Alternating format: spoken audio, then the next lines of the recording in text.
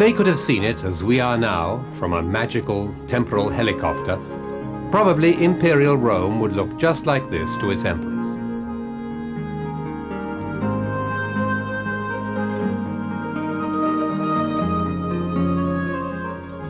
We are at the beginning of the 2nd century after Christ.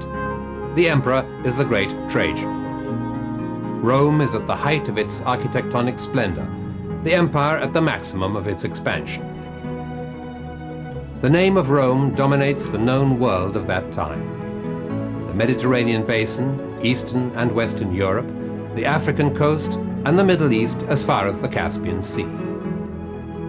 The culture, the language, and the extraordinary technology of Rome has transformed these primitive areas into rich and educated colonies. The city has a population of almost 1.5 million and is enriched by hundreds of temples and glorious monuments. There is a network of 9 aqueducts that supply the city with over 1 million cubic meters of water per day. Water which, amongst other things, is used to supply thermic baths with a total capacity of over 1,000 people.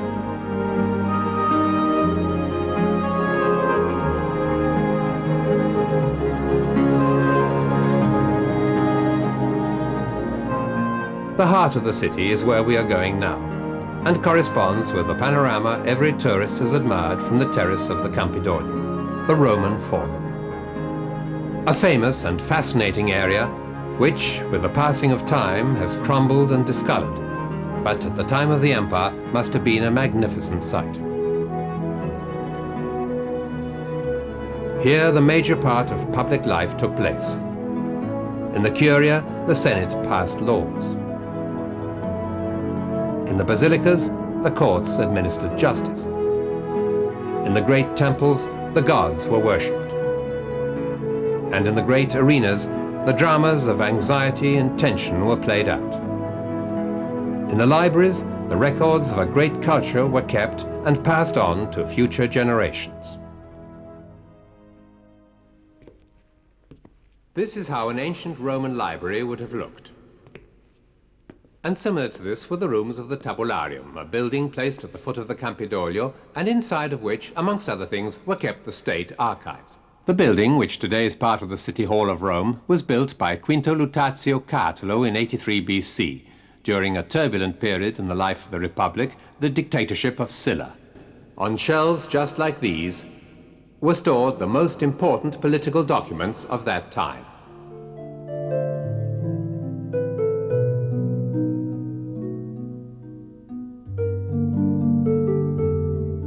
The Tabularium was built entirely of tuffo and peperino, and consisted of several floors. The first gallery was divided into areas, each one covered with a vault open towards the exterior, and an arch supported by Doric columns.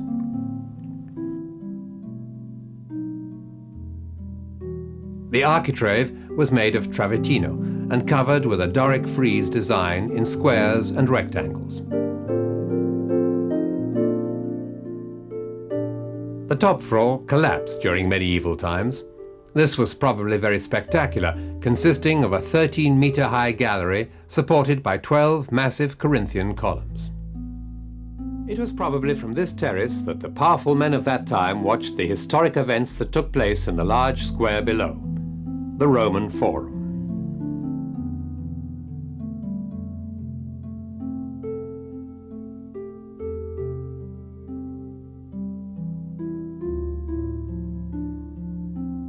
It may seem strange that in this part of ancient Rome, where the emperors lived and all the public and state functions took place, Romans also came to play. For example, here, next to this important building, the Basilica Julia, built by Caesar. Don't be fooled by the name Basilica. In fact, the Roman basilicas have nothing in common with the Christian ones which came later. They were enormous buildings used mainly for public functions, such as economic transactions, as in our modern-day stock exchange, but most importantly, they were used for the administration of justice. Inside the Basilica Julia, important cases were tried, attracting large numbers of people always in search of scandals. The Roman people, even though they were considered to be civilized, were extraordinarily litigious. And the rooms of this courthouse were never sufficient. The pauses between one hearing and another were often long.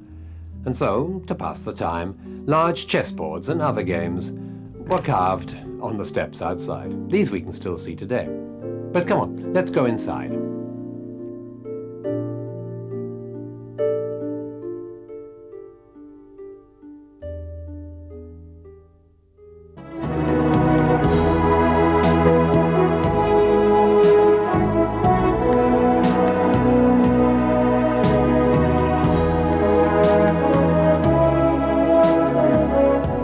The basilica was absolutely enormous, more than 80 meters long, divided into 5 naves and, as was normal at that time, had no walls on 3 of the 4 sides. It was exposed directly to the outside world.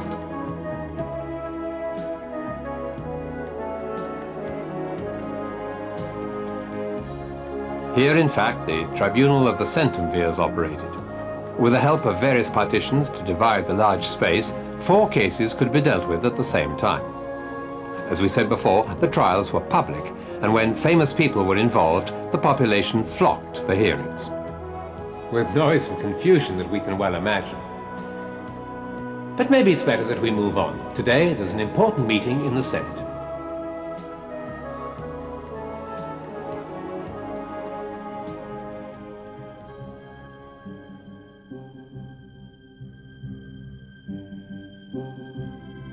The famous Roman Senate, similar to our Parliament, operated in this building, the Curia, a building that dominated the opposite side of the square of the Roman Forum from the Basilica Julia. It had an important role in the life of the city. In this part of the Forum, in fact, apart from administrative and judiciary activities, many sacred ceremonies were held, and at times even death sentences were carried out. This building was also built under Caesar and was both austere and magnificent. It is one of the best preserved monuments that has survived until the present day. The entrance was through a large bronze door, which in 1600 was removed and taken to the main entrance of the Christian Basilica of St. John in Lateran. Anyway, let's go inside.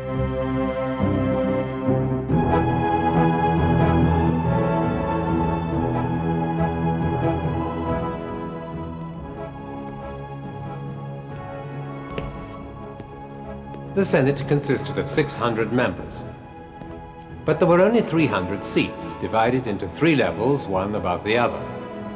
Therefore, it's not hard to imagine that the plenary sessions, held on important occasions, were extremely crowded and chaotic.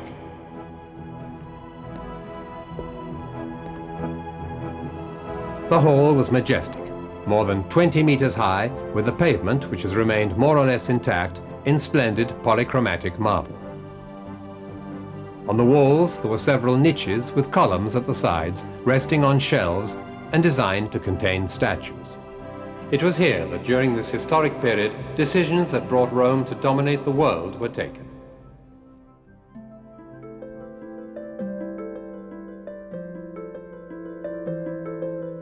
We have seen that this part of Rome was probably the most crowded and chaotic. Nevertheless, not far from here there was a place that no Roman would dare to enter. The Temple of Vesta. The Vestal Virgins, 6 young girls chosen from the noble families of the city, were the members of the only female Roman sacred college, the foundation of which dates back to the foundation of the city itself. It is possible that Rhea Silvia, the mother of Romulus and Remus, was a Vestal Virgin of the royal family. Their task was to maintain permanently burning the sacred flame conserved inside a small temple dedicated to the goddess Vesta. The inside of the temple consisted of a podium of marble, roughly 15 meters in diameter, at the center of which was a cell surrounded by Corinthian columns. The Vestal Virgin service lasted for 30 years, during which time chastity was obligatory. Those who failed to observe this faced the death penalty. In exchange, they had numerous financial benefits and great prestige. During the games and festivities, they were allotted places of honor, and on their deaths, tombs inside the city walls.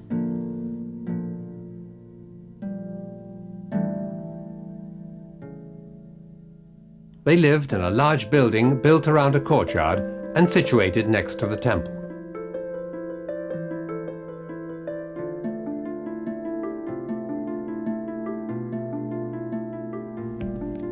Here was a rectangular garden surrounded by a two-level columned arcade.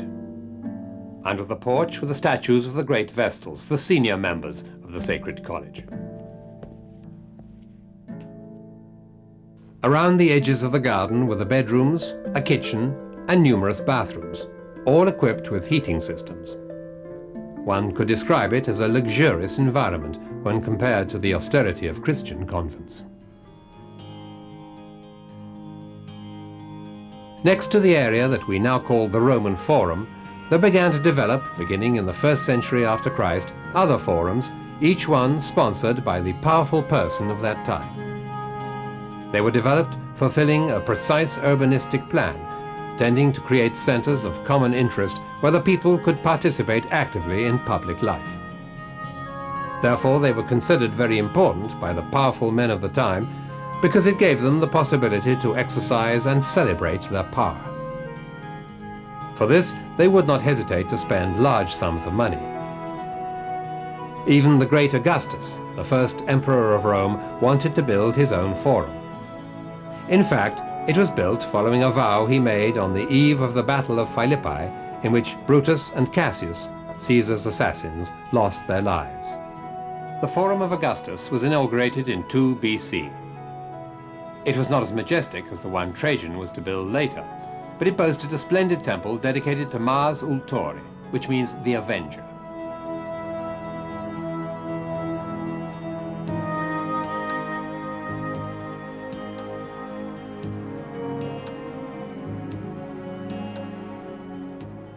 The whole complex, which reached out to the Roman Forum, was destined to glorify the emperor and his power. This is where the Senate gathered to make declarations of war and peace. On its altars, governors made sacrifices before leaving for the provinces.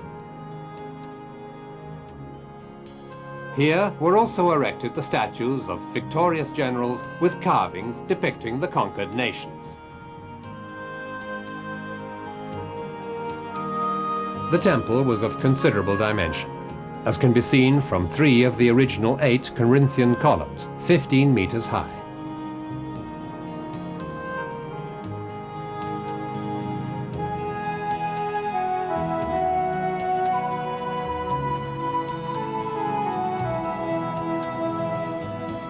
In the temple, the priests of Mars celebrated various rites, and the building was also utilized by senators who, in special safes, kept their valuables.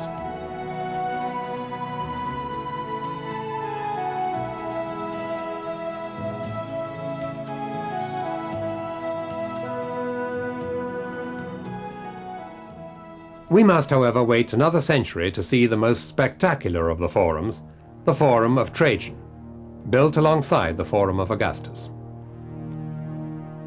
When Trajan decided to create a center that would surpass in grandiosity all other constructions, the first problem to resolve was that of finding a suitable site. In keeping with his strong personality, which had brought immense success and wealth to the empire, he did not hesitate to flatten an entire hill, the one that existed between the Campidoglio and the Quirinale. The task was immense when we consider that the hill he flattened is the same height as that of the famous sculpted column, 30 meters. The Forum of Trajan was designed to resemble a Roman military camp and was built around a huge square 300 meters long and 185 meters wide. Because of its grandeur, it soon became one of the main administrative centers of the city. Laws were published here, foreign delegations received, elaborate imperial and religious ceremonies carried out, and conferences held. As we said before, the jewel of the Forum is the famous column, destined to conserve in a golden urn the ashes of the great emperor. The inside of the column is hollow, and a spiral staircase takes us to the top, which today is adorned with a statue of St. Peter, whereas in the time of the emperor, the statue was of himself.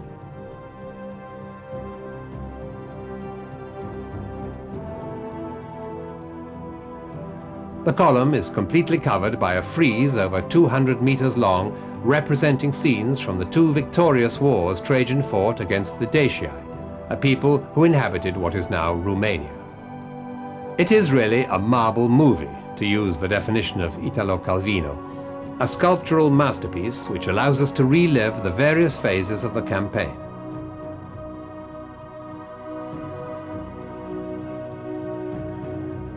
At that time, the column was surrounded by several buildings, a large temple dedicated to Trajan, and two libraries, from the windows of which it was possible to admire the scenes reproduced on the column.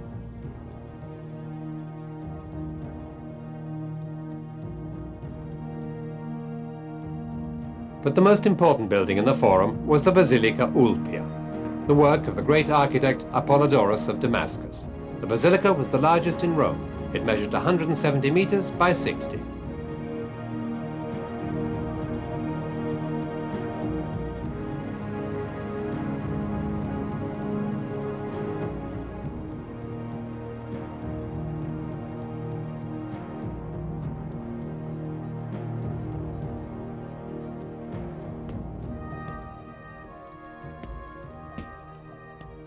The inside was really magnificent.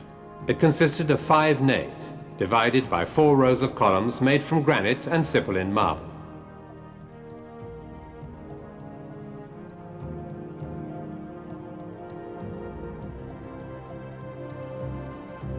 On the inside, around the top, was a large frieze representing victory in the process of sacrificing bulls or decorating candelabra with garlands of flowers.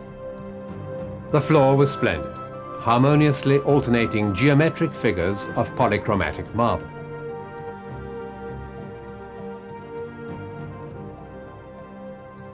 This basilica too was not used for religious functions. Mass religious ceremonies in pagan Rome took place in the open. As we have seen, buildings like this were used as meeting places, or most often for judiciary functions, although special ceremonies, like that of the freeing of slaves, were held by appointment in an area next to the basilica.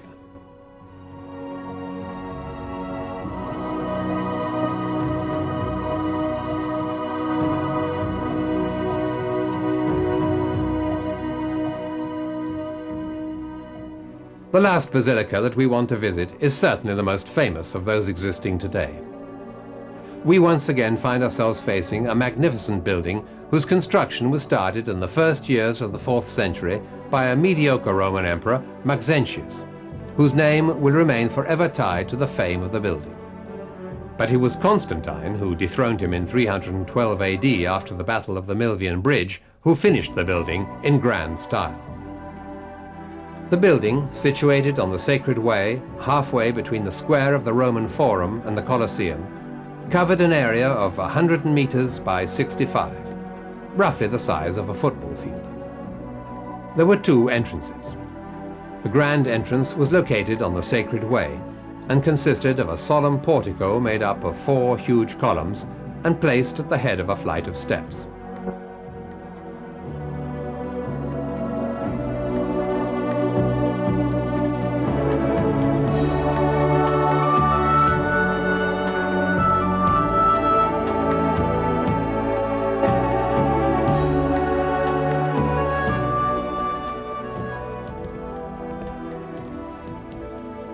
The central nave was more than 30 meters high and covered by 3 huge cross-vaults resting on columns 15 meters high.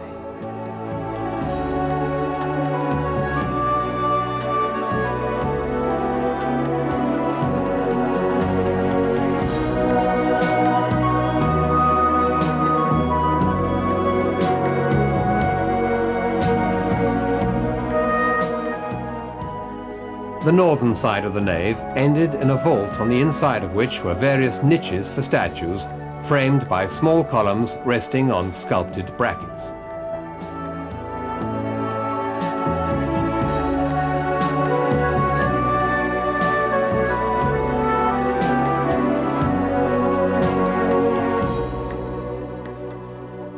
In the apse of the central nave, there was an enormous statue of a seated Constantine, which, with its 13 meters of height, gives a good idea of what must have been the height of the building. The interior was completed by 2 side aisles, each one made up of 3 rooms covered with heavy barrel vaults.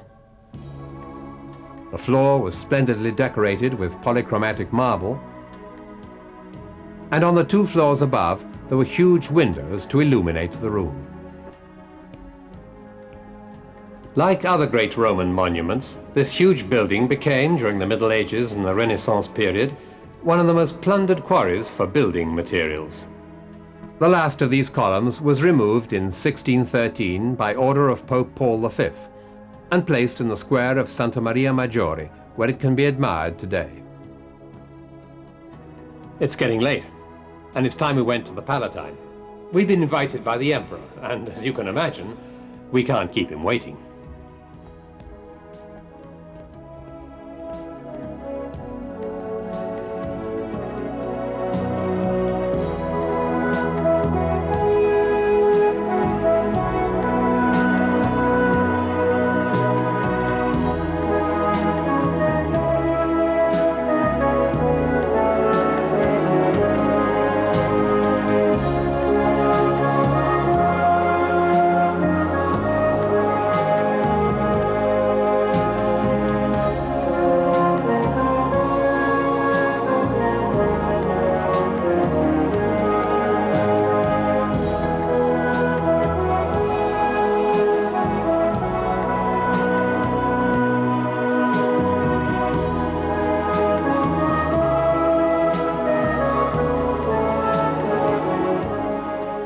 After Nero's violent death, the new dynasty of the Flavian emperors decided to restore order to Rome and its empire. So it was in this period, the second half of the 1st century AD, that Vespasian started on the Palatine Hill, which according to legend was the site of the first city, the building of what was to become the grandest royal palace of the Roman era. This magnificent complex, dominating in a majestic manner the huge stadium of the Circus Maximus, was designed by the great architect Rabirius and consisted of 2 distinct parts, the Domus Flavia, destined to be used for meetings, and the Domus Augustana, the actual residence of the emperor and his following. This was the facade of the Domus Flavia, the wing of the complex that was designed for entertainment. This was where the emperor received guests and delegations. The guests came through a room that was used by the Praetorian Guards, the emperor's personal bodyguards.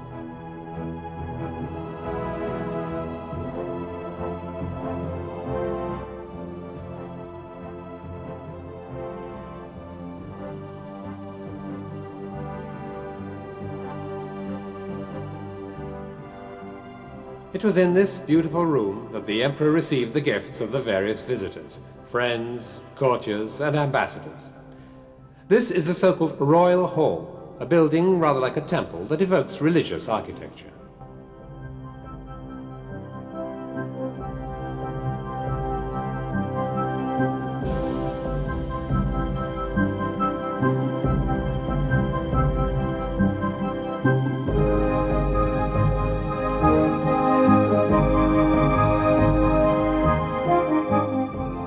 The important guests then passed into a large peristyle surrounded by a colonnade of Numidian marble, yellow in color with red veins. This great open-air hall was embellished in the center with an octagonal pool, in which a labyrinth of small walls created a beautiful geometric effect.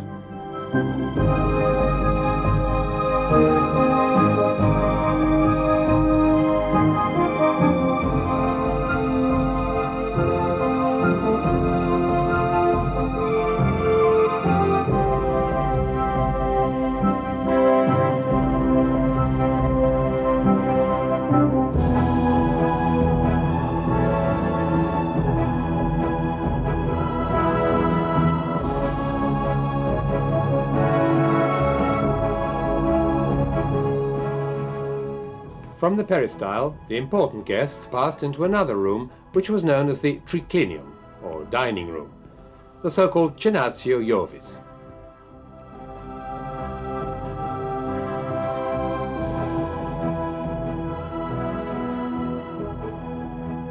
The whole area was of a luxury easy to imagine. The floor consisted of splendid polychromatic marble, under which, as with many of the other rooms in the palace, hot air ran through special canals, ensuring perfect heating.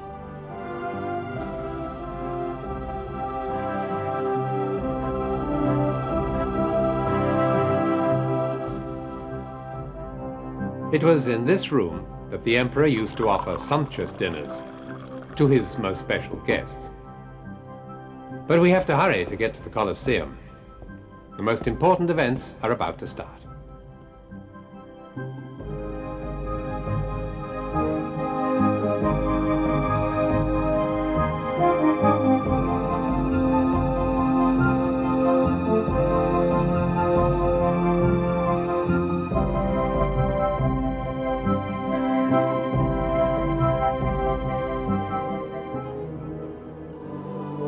But first, we had better pay homage to the gods. And we'll do it in a place which is really out of the ordinary.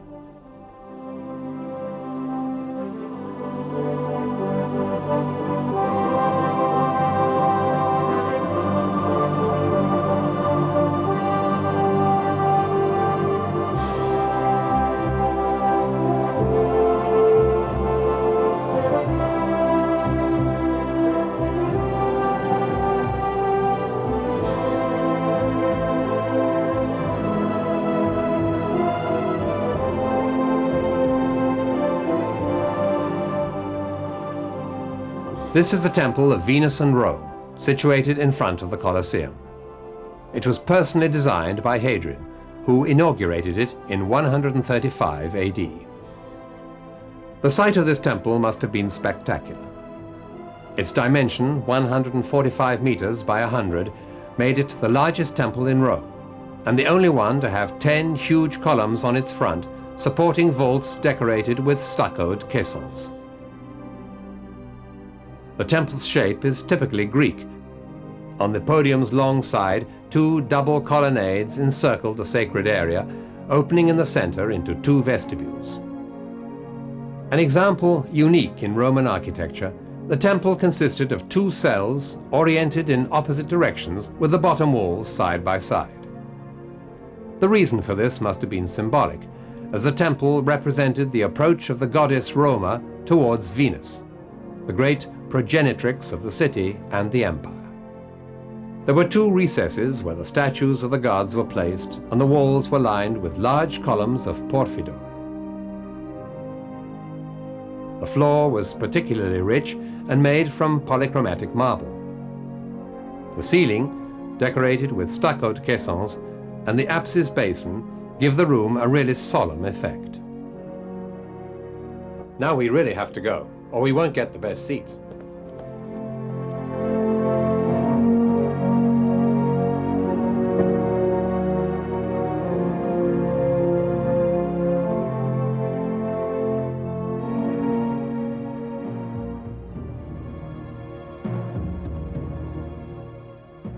The Flavian Amphitheater, whose construction was ordered by the Emperor Vespasian and was inaugurated in 80 AD by his son Titus, was the heart of the city, and because of its beauty was destined to become the very symbol of Rome's grandeur. 100,000 cubic meters of travertine were needed to build it, and a caravan of 200 carts a day shuttled in and out of Rome from the distant quarries of Tivoli for 5 years in a row. And yet the builders managed to finish this enormous task in only 8 years.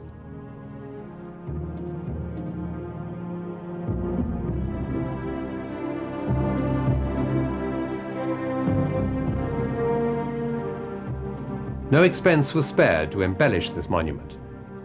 The outer ring is almost 50 meters high and is decorated with hundreds of arches, each one of which was adorned with a statue.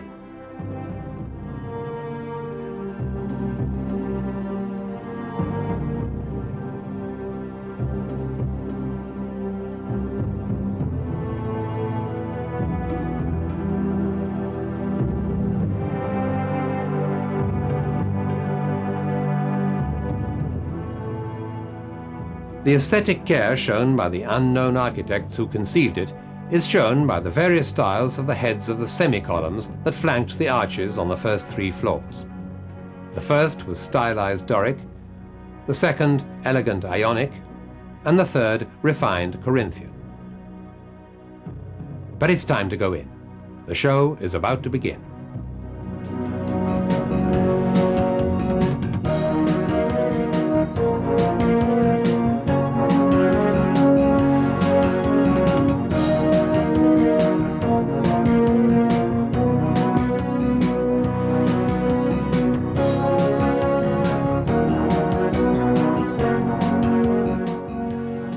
The inside is really magnificent and worthy of its fame. The dimensions are exceptional considering the time it was built. It is oval-shaped. The larger diameter of the ellipse is 188 meters and the smaller one 156.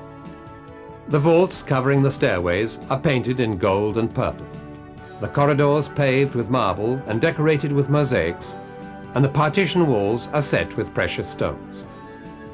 The amphitheater could hold more than 50,000 seated spectators, who, in the case of an emergency, could evacuate the stadium in a few minutes. The huge stadium was divided into 4 tiers, all seats carefully numbered and separated according to social status.